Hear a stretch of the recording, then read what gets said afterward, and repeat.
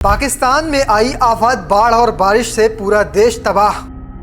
आतंक को पालने वाला देश अपनी जनता को नहीं दे पा रहा पनाह। एक दिन में 63 की मौत से हाहाकार, परिवार ने कहा आंकड़ा 100 के पार।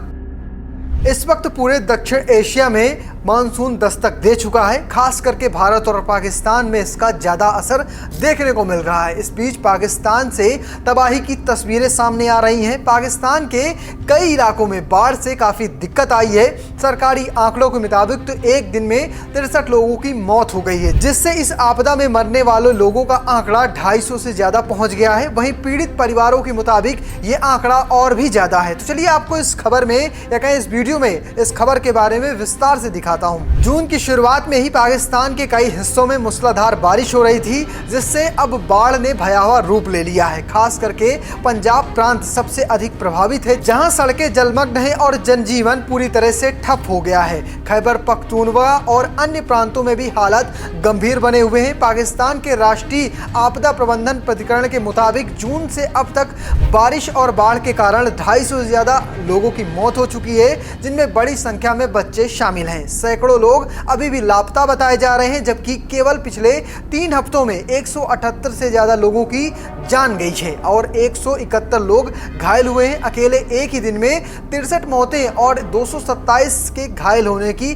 खबर सामने आई है। लाहौर सहित पंजाब के अधिकांश इलाकों में हालात बेहद चिंताजनक हैं। लगातार हो रही बारिश के चलते निचले इलाकों में पानी भर गया है। सकरी गलियों में और बुनियादी ढांचों में कमी के कारण राहत कार्यों में भी मुश्किलें आ रही हैं। मध्य और दक्षिण पंजाब के कई जिले बाढ़ के चपेट में हैं। तो चलिए आपको इस पूरे मामले पर सुनवाते हैं। राष्ट्रीय मौसम पूर्वानुमान केंद्र इस्लामाबाद के उप निदेशक फारूक डार क्या कह रहे हैं। देखें जी, अभी तक जो है ना, ये मानसून का तीसरा स्पेल था और सबसे एक्टिव स्पेल था ये जो है ना जी। तो हम अगर बात करें कि ये आज सुबह जो early morning, late night early morning में स्पेल पर स्टार्ट हुआ था, जो इस वक्त तक जारी है, तो इसका फोकस जो है ना जी वो खिता पठवार इस्लामाबाद था। अगले 3 रोज़ तक तो ये एक्टिविटी मामूल के मुताबिक होगी, कोई ज़्यादा तूफ़ानी बारिशें नहीं होंगी।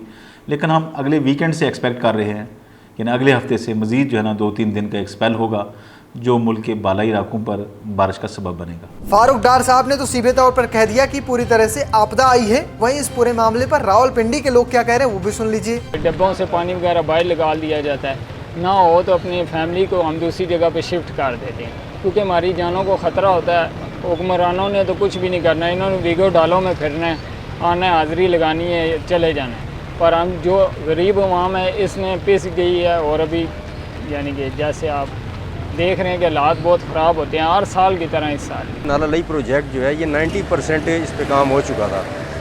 हुकूमतें चेंज होने से हमारे पाकिस्तान का सबसे बड़ा अलमिया ये है कि जो भी हुकूमत आती है वो पिछली हुकूमत के काम को आगे चलाने के बजाय अपनी तख्ती लगाने के लिए उसको रोक देते हैं। अब अगर ये हो चुका होता तो इसने यहाँ से साइडों से जो है कवर्ड हो जाना था, ऊपर से बंद हो जाना था, इसमें जो है वो वेस्ट मटेरियल नहीं जाना था। और ये इतने बड़े जो हालात हैं, रावलपिंडी के हालात कुछ बेहतर हुए हैं, लेकिन लाहौर में हालात जो बिगड़े हैं उस पर वहाँ के लोगों का क्या कहना है वो भी जान लेते हैं। पहले से अच्छा काम हो रहा है और हम वापदा के शुक्रगुजार हैं कि उन्होंने लक्ष्मी चौक में से पानी को कम किया है। पहले ट्रैफिक बहुत ज़्यादा हो जाती थी और पानी बहुत ज़्यादा था, लोगों को गुजरने में बहुत मुश्किलात पेश आती थी। जब भी बारिश होती है वो हंगामी बुनियादों पे बंदे आ जाते हैं, उनके वो सारा मेंटेन करते हैं, उसमें कोई इशू नहीं है। पहले ये यहाँ पे 2-2, 3 दिन पानी खड़ा रहता था, अब ये निकल जाता है, बारिश खत्म होती है पानी भी निकल जाता है। स्वात जिला, जहाँ पर शुरुआत में ही काफ़ी लोग इस बाढ़ के चपेट में आए थे, वहाँ के लोगों का क्या कहना है वो भी जान लेते हैं। इधर नाश्ते के घर से बैठे थे, नाश्ता करके बच्चे सेल्फी लेने के घर से गए, तब पानी नहीं था। वो ठेले के ऊपर खड़े थे, पानी सेल्फी ले रहे थे। अचानक से इधर से बांध लेकर टूटा है, पानी का बहाव इतना तेज हो गया कि उधर के उधर ही खड़े रह गए। तकरीबन 2 घंटे से ये लोग मुसलसल चीख रहे थे, हेल्प के लिए लोगों को पुकार रहे थे, लेकिन ये बहाव इतना था कि आम बंदा उसमें नहीं जा सकता था। लेकिन 2 घंटे के बाद रेस्क्यू एहलकार पहुंचे, पुलिस पहुंचे। उसी दौरान तकरीबन 4 बंदे बह गए थे, मजीद बह रहे थे, लेकिन पानी का बहाव इतना ज्यादा हुआ कि फिर रेस्क्यू की बस की बात भी नहीं थी। तो तकरीबन एक ही खानदान के 18 अफराद जो है वो बह गए। अभी तक जो इत्तलात है उसमें 9 लाशें निकाली गई है, जबकि 4 बंदों को जिंदा निकाल दिया है। जब 9:30 बजे हमें इत्तला मिली ख्वाजा खेले की साइड से एक रेल आ रहा है, तो कल रात से हम मुख्तलिफ जगह पे पैगाम दे रहे हैं, लेकिन बदकिस्मती से जो ये पंजाब और सियालकोट की जो फैमिली थी वो सवात सुबह पहुंचे और बाईपास के मुकाम पे वो नाश्ता कर रहे थे। उनके कुछ बच्चे और फैमिली वो गए थे दरिया में, वॉकिंग ट्रैक से उतर के नीचे दरिया में गए थे। तो उसी दौरान एक रेला आया, तकरीबन तो टोटल 15-20 मिनट के टाइम था।